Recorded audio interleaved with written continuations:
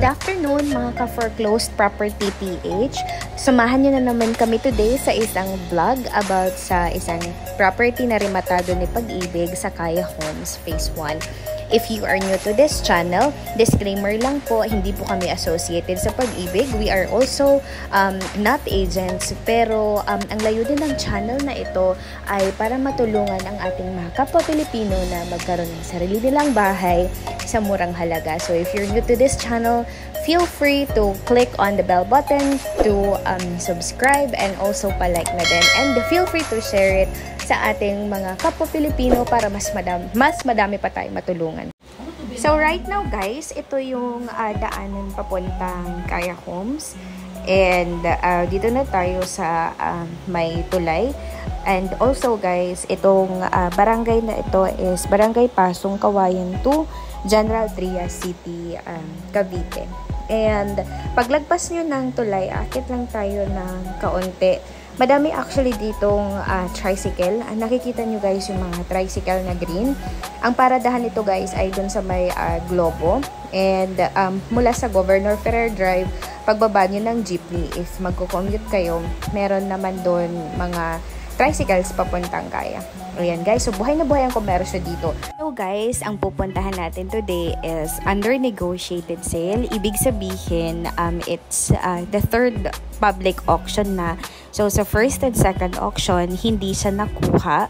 So napunta siya sa third auction, which is yung tinatawag nating negotiated sale. And itong tranche na to, it belongs to tranche 15180. And period of acceptance of offers is from September 11 to September 15. And opening a bid offers is on September 18. And itong property na to guys is nasa number 343 ng list. And property number is 815-2021-06-3062. Ayan na guys, so paliko na tayo. Nandito na tayo sa Phase 1. Ito yung gate. And napakatahimik ng community ni Kaya. So ang pupuntahan natin today is Phase 1, Block 9, Lot 26. And classification of the property is a row house. Currently unoccupied siya. And title number is 057-216-006538. And itong unit na to is inner unit. Ang lot area is 36 square meters and floor area of 20 square meters. And the minimum bid amount is 484,100 pesos and required salary to bid is 8,629 pesos and 1 cent. Okay, so nandito na tayo guys sa Phase 1. We're almost there. Ayan, medyo maluwag ang entrada niya guys. And actually may nakausap kami na resident dito. Pwede ka nang magpa-improve.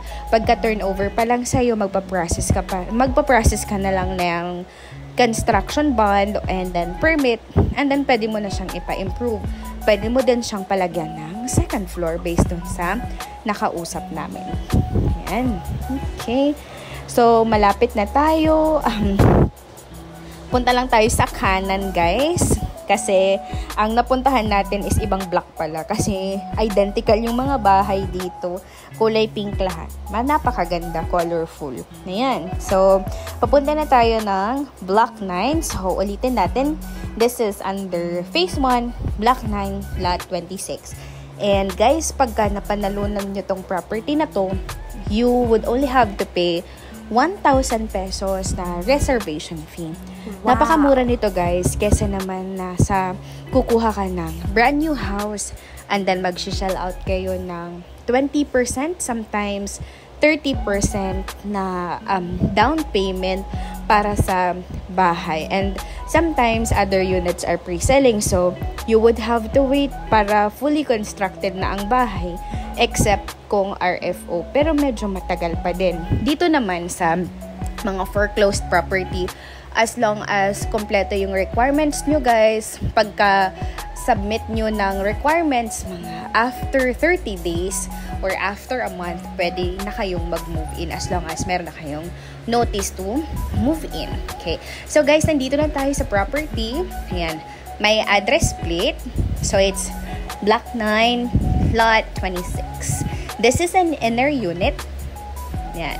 So if mapapansin nyo guys, nakapadlock kasi siya. So, hindi tayo makakapasok. And, medyo may mga damo-damo na rin na umakyat sa bintana. So, pwede mo na siyang ipaputol pag kayo po yung nakakuha ng property na to.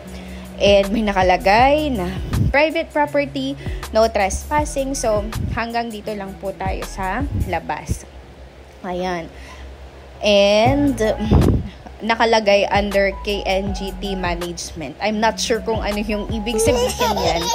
But, this house is foreclosed na ni Pag-ibig. So, yan yung mga alulod, guys. Tingnan nyo, hindi pa naman siya gaanong damage. Actually, you only need to repaint lang nito, guys. Tapos, patanggal nyo na rin yung mga basura. Ayan. Ang kagandahan nito, guys, kasi meron ng pader yung kabilang yung mga neighbors nyo. Wow! So, hindi na kayo masyadong mag-shell out ng malaking pera para ipagawa yung extension or yung gate o magkabilaan, meron na kayong gate. O, diba? Ang saya. Ayan. Tapos, ito po yung yung street, guys. Matahimik. And also, ayan.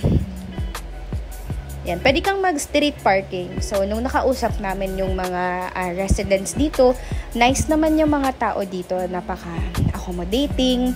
Ayan, so, pwede mo din siyang extend sa harap, guys. At saka yung yung mga basura, pagka kayo yung nanalo, guys, pwede nyo na siyang ipalinis. Pero sa labas lang. Now, this property is also a bear type. Ayan. So, again, 1,000 pesos lang yung kailangan yung ibayad pag kayo ay nanalo dito sa bidding ni Pag-ibig. Kasi ito ay nasa third auction na or nasa negotiated sale. You can get up to 45% discount sa mga property na nasa negotiated sale.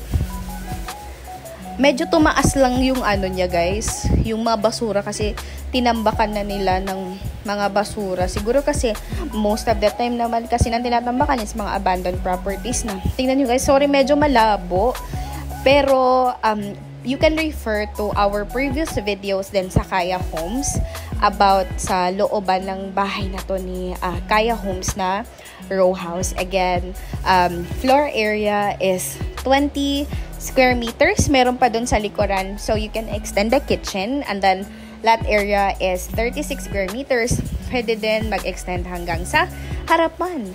Pwede ka na rin magpa-slab. Gawin mong second floor para mas malaki yung area nyo. So, ayan guys. Livable itong bahay. Walang masyadong sira. Kung magbe-base lang ako dito sa labas na view.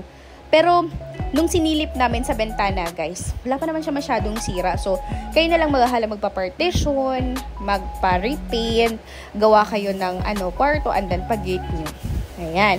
Tapos, ang kagandahan nito is nasa harap nyo din yung imbornal. Ayan. So, yung drainage. Sorry, not imbornal, pero drainage. Ayan. Okay. Tanggalin nyo na lang po guys yung mga basura. Ayan. Ayan yung kabuang property. This house is perfect for starting families or sa mga maliit ang pamilya. Thank you!